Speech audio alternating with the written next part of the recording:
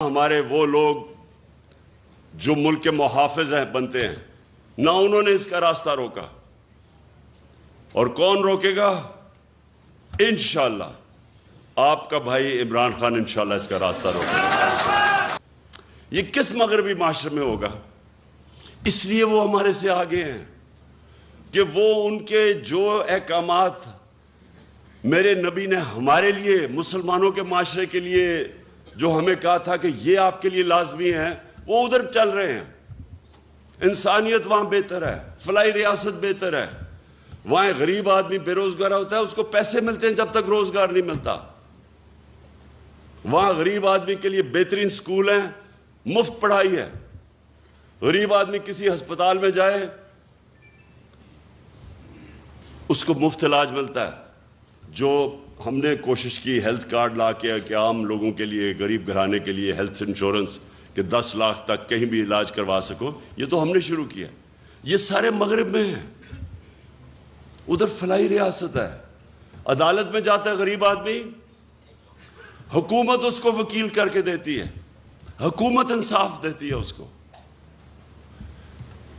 اس لیے اللہ کی برکت آتی ہے وہاں جب غریب آدمی کی آواز، اس کی جب دکھ اور درد کی آواز اوپر سنتا ہے، اور جب آپ اس کی خدمت کرتے ہیں وہ بھی سنتا ہے اوپر والا۔ تو میں نے وہ معاشرے دیکھے ہیں۔ ہمارے نبی صلی اللہ علیہ وسلم مدینے میں پہلے دن آزادی نہیں مل گئی تھی، کفار نے پوری کوشش کی۔ جنگ احد کے اندر بڑی مشکلوں سے مسلمان بچے، پھر جنگ خندق کے اندر تو سارے سمجھ رہے تھے کہ بچیں گے نہیں، اتنی بڑی فوج آئی اور گھیر لیا تھا ان کو۔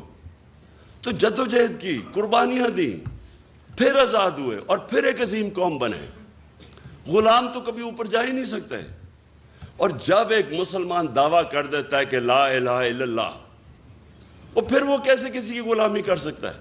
اس کا مطلب کہ آپ نے جو اللہ سے وعدہ کیا ہے، آپ نے حلف لیا ہے، لا الہ الا اللہ، اللہ سے آپ کا حلف ہے کہ اے اللہ تیرے سوا میں کسی کے سامنے نہیں جھکوں گا، پھر آپ کیسے کسی کی غلامی کر سکتے ہیں؟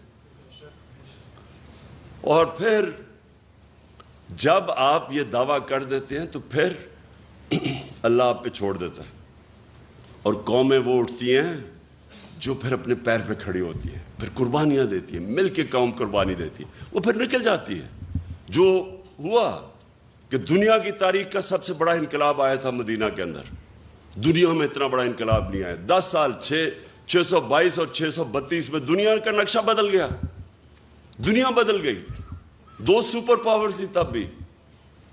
ہمیں بھی جب تک ہم ایک بحیثیت قوم ایک صحیح معنی میں اپنے آپ کو آزاد نہیں کرتے، جو ہمارا کلمہ ہمیں آزادی دیتا ہے، اور جب تک ہم یہ چوروں کی غلامی کریں گے جو باہر سے کنٹرولڈ ہیں، کوئی مستقبل نہیں ہے ملک کا۔ انہوں نے جو 5 مہینے کے اندر کہا جی ہم مہنگائی کم کرنے آئیں گے، 50 سال میں سب سے زیادہ مہنگائی ہوئی ہے آج پاکستان میں۔ 50 سال کے بعد ایسی مہنگائی ہے۔